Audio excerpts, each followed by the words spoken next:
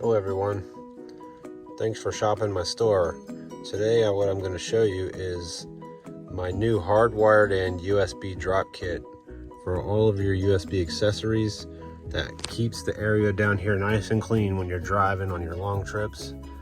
This kit is designed for the Toyota Tundra 2020. It could be retrofitted to any vehicle with general electrical knowledge and a little bit of handy skills. But here's take a look. The hardwired in USB drop connect kit that you will receive from Etsy. So basically you're going to get a USB dongle that you can plug any USB into, whether it be a backup camera, radar detector, or whatever, what have you, rear view or front view camera.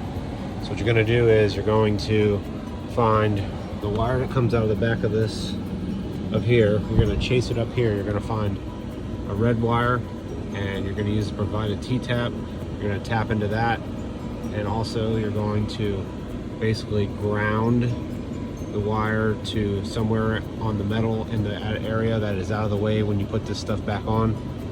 And then what I'm going to do is back in that upper corner right here, I'm going to just double-sided tape the module so it's up and out of the way for when everything connects, and then it's just a matter of cleaning up the wires.